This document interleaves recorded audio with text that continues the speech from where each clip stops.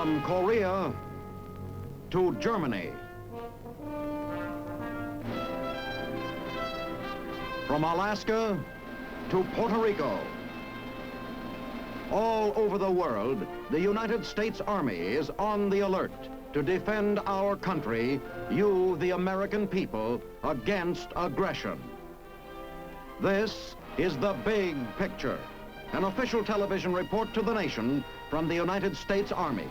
Now, to show you part of the big picture, here is Sergeant James Mansfield.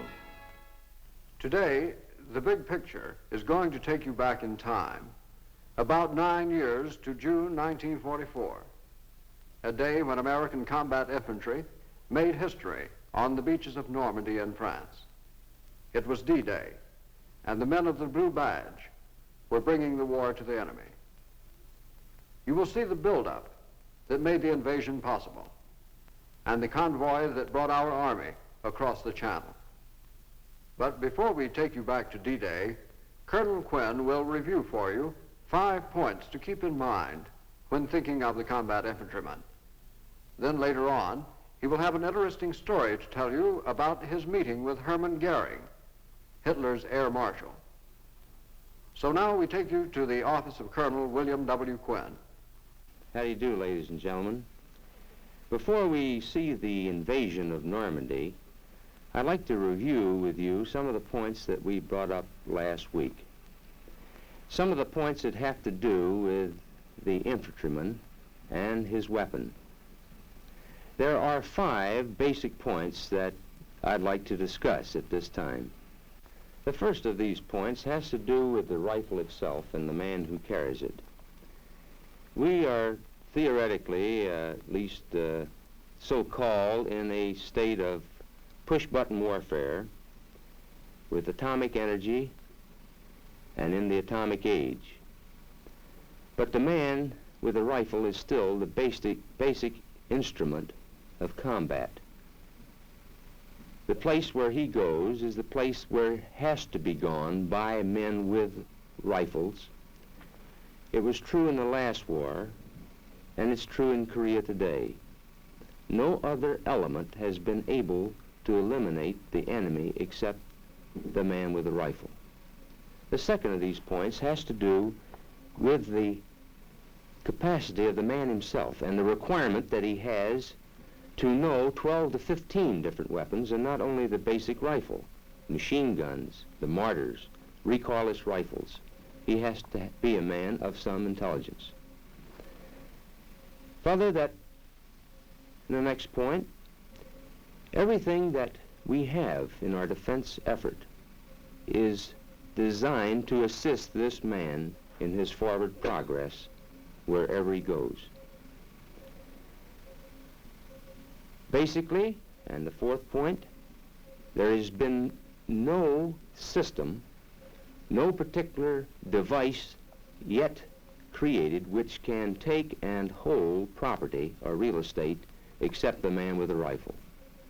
And fifth and last, I'd like to ask you, in the event that we were invaded, how the fight would go. Can you picture the type of fight that would be here in the United States? I ask you to visualize whether or not our atomic bombs would drop, our own atomic bombs would drop on Pittsburgh. And I'm sure you'll agree with me that they would not. We would not use our mass weapons of deployment, but we would fight with this rifle in our home towns and in the streets of our city. You know, one of the most interesting meetings that I ever attended had to do with a meeting between General Tui Spatz, my boss, General Patch in the 7th Army, and Reich Marshal Hermann Goering, immediately after he was captured by the 7th Army in Bavaria. At this meeting, General Spatz asked the Reich Marshal about various types of air activity, and particularly the battle over Britain. And after a few minutes of discussion, General Spatz said to Hermann Goering, I would like to ask you the $64 question. And that question is this: could we have defeated Germany without invasion without the invasion of Normandy? Well, Goring's answer was almost dramatic when he said nein, of course, which is German for no. And General Spaatz said, well, why? Well, Goring went on to explain that the B-25 came as no great surprise to the Germans, but what did come as a surprise was the fact that they had underestimated the American potential to produce and to distribute B-25s in the quantity they did. Goring said that the B-25s disrupted the jet airplane program to a point where they had immediately to go underground. He further went on to say that for every offense in war there is a corresponding or reactive defense, and the Germans, of course, tried to go underground in order to put out their jet aircraft in time to be effective. Well, because they were late in this program, our aircraft delivered many telling blows. But when, according to Goring, when the infantrymen hit the beaches, that then posed a different requirement, one of space instead of time, because they were underground to a degree. And as the infantry moved inland, they had to take men out of their plants, put rifles in their hands to go stop us. Consequently, they were losing both time and space, and eventually space overtook them and moved in, and our men with infantry overtook their plants that had the jet in them, which, of course, Herman said, if we could have gotten our jets in the air in sufficient quantity, why, we would have knocked you out of the air. Well, we'll never know precisely the outcome one way or the other, except by history itself, and of course we do know that it was the man with the rifle that took the beaches and led the spearhead that eventually wound up in victory. So at this time, the blue badge presents the invasion of Normandy. In December 1943, at terror on Persia, the date for the liberation of the people of Europe was set on the Allied calendar of operations. Chosen to be supreme commander was General Dwight D. Eisenhower. Destroy Hitler's empire, smash it by air, break it wide open, then invade by sea. That was the directive. The cross-channel assault was the crux of our plan. Early capture of a large port was of the utmost importance. Considered were Calais, Dieppe, Le Havre, Cherbourg, Brest. Cherbourg was selected. For more than one full year, there poured into Great Britain a torrent of war implements, tanks, guns, weapons beyond description. And men, American soldiers, at the rate of 150,000 every month. Assault training included every phase of the coming battle. In the early spring of 1944, joint maneuvers of the ground, sea, and air forces, which were to make the attack, were held along the southern coast of England. Every duty was performed as if this were the real thing. British shores, chosen for their similarity to the coastlines of the Normandy Peninsula, were the staging areas for these maneuvers. Meanwhile, the Allied strategic air assault on Fortress Europe went on with ever-mounting power. Day and night, the Allied air forces sent their bomb cargoes into the vitals of Hitler's self-proclaimed kingdom. Targets, factories, aerodromes, synthetic fuel plants, crude oil refineries, munitions works, railroads, canals, power plants. The climax of the air war came in February 1944, when the Luftwaffe made a desperate all-out effort to sweep our day bombers from the sky. The battle raged for a week. The cost to us was high, but the German Air Force came out of the battle crippled beyond redemption. Our attacks continued with unabated fury. At bivouac and training areas, ground troops received their alert orders.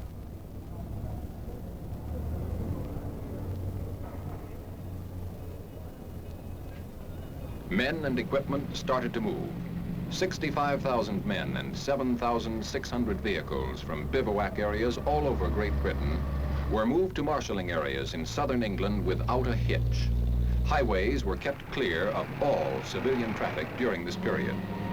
Rumor that the great invasion was at last underway flew through the length and breadth of Great Britain.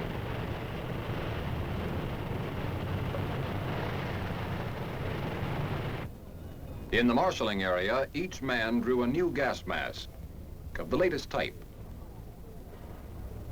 an instantaneous life belt. Field rations were issued, including cigarettes and candy. When the men received French folding money, they knew what was what. Now special briefing officers took over. Each unit was briefed individually.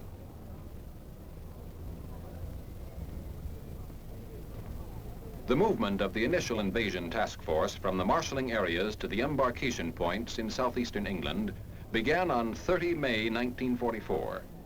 The timetable called for all troops, vehicles, and supplies to be aboard their transports within 5 days.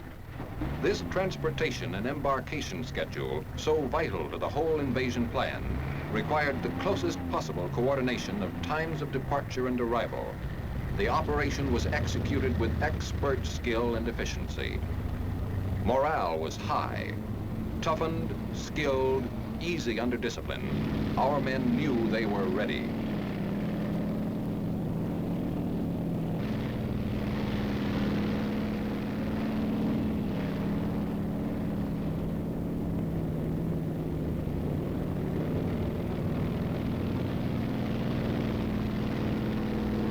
Embarkation of men and equipment took place simultaneously at 9 seaports along the southern and southwestern coast of England.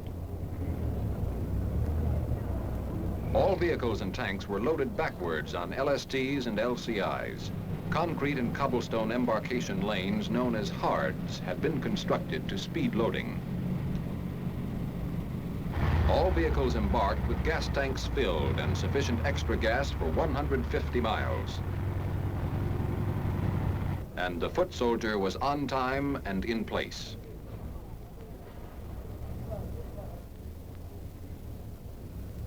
All English seashore towns through which our military forces passed were quarantined as a precaution against the leakage of information. Had the Luftwaffe commanded the skies at this juncture, it could have inflicted great damage to our men and ships, concentrated as they were in this relatively small area. Each man carried 1 K and 1 D ration. No extra clothing or barracks bags on this trip. General Eisenhower said of these men, "There is no question at all as to the readiness of the troops. They are well trained, fit, and impatient to get the job started and completed." These small assault boats ran a continuous shuttle service from the hards and docks to the transports lying at anchor in the harbor.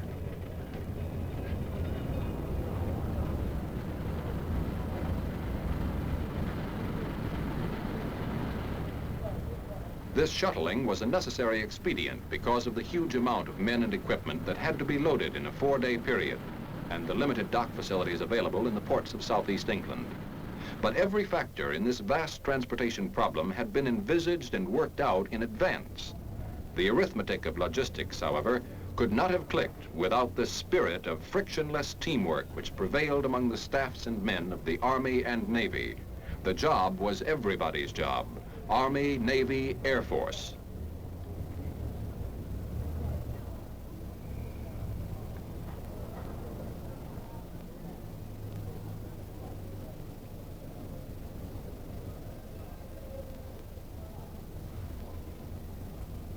As each ship was completely loaded with its men and equipment, it pulled out into the harbor to take its place in the forming convoy.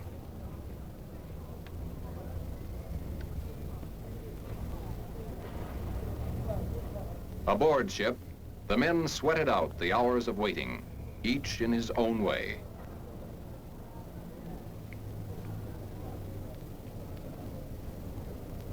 Naval gun crews received individual briefings. The success of this tremendous undertaking depended vitally upon the naval bombardment that would precede the assault of ground forces. Troop units rehearsed their objectives from D-Day to D+3. Everything known about the enemy's defenses was thoroughly analyzed by officers and men. Preventive maintenance service of arms and equipment was highly stressed in all branches of our military forces. An important problem was how to prevent guns and equipment from becoming fouled by salt water and sand. On 4 June, with the convoys fully loaded and ready to sail, the weather forecast for D-Day caused grave concern. A last-minute conference took place aboard the Augusta. D-Day was postponed 24 hours to 6 June.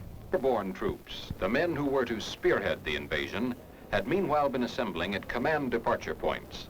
These tough fighting men who were to drop behind the enemy's coastal defenses in parachutes and gliders had the extremely critical mission of preventing enemy counterattacks from upsetting the plan of our main assault forces. These airborne troops would be fighting the enemy and destroying his lines of communication 5 hours before the main assault forces hit the beaches. Covered by watchful air fighters, the American units left their various harbors in southeastern England to meet the British units at a rendezvous off the Isle of Wight. Our strategic air bombardment never let up. Through endless attacks on key bridges and rail centers, the ability of the enemy to shift reserves was fatally restricted. Under complete radio silence, each ship took its proper place in the vast armada. At twilight came the signal for the dash across the channel. At command departure points, gliders and their tow planes were standing ready for the night's operation.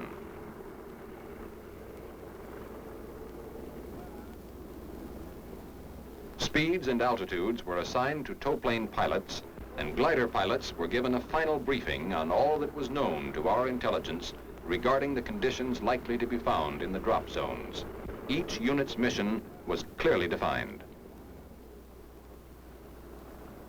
Earlier in the day, General Gavin had a final talk with his men.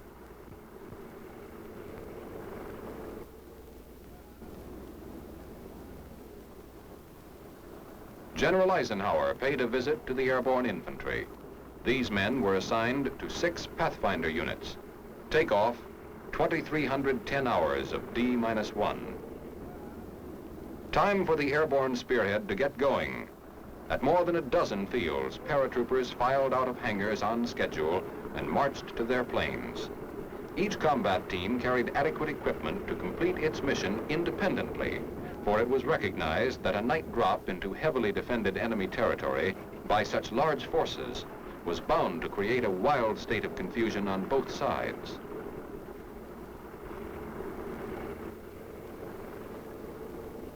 Parapacks of heavy equipment would be released separately.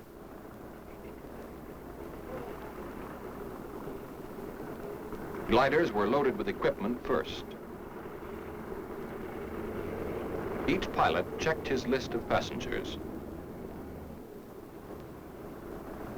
Paratroopers put on their full load of equipment, adjusting each item with extreme care.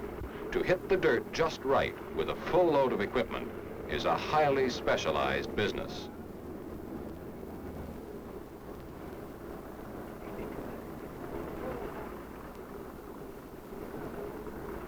Final check by the jump master, the most particular man in the outfit.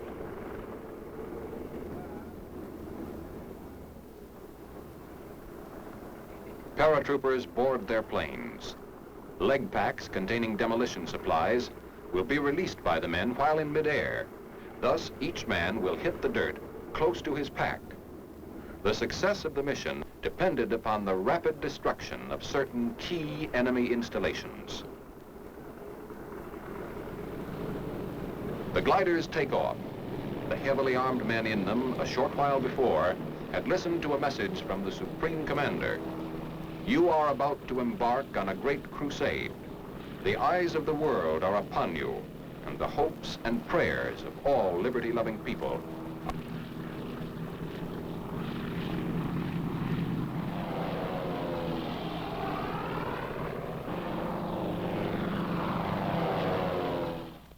The vast convoy of seaborne assault forces stood deployed against 50 miles of French coastline. American forces were commanded by Lieutenant General Bradley. British and Canadian forces were under command of Lieutenant General Dempsey. Shattering the dawn 90 minutes before H hour, the naval bombardment opened up. It was like a convulsion of nature. More shell tonnage was expended in 1 hour than in the entire Allied naval campaigns of World War I. Each warship had its assigned targets, its individual schedule of fire. Prime targets were the enemy's powerful coastal guns. Infantry units that would comprise the second assault wave began transferring into their assault boats. The first assault wave was already standing by, waiting for the signal to dash inshore.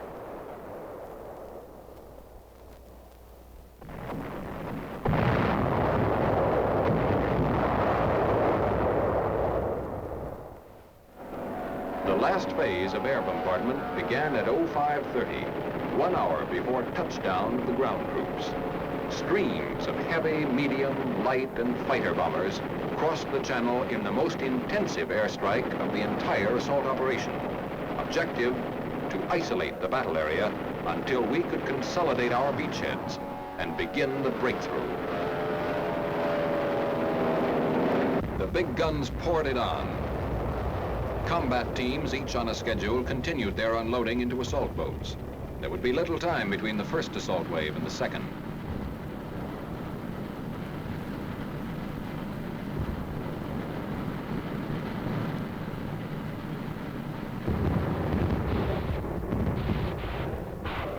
Now the rocket ships opened up.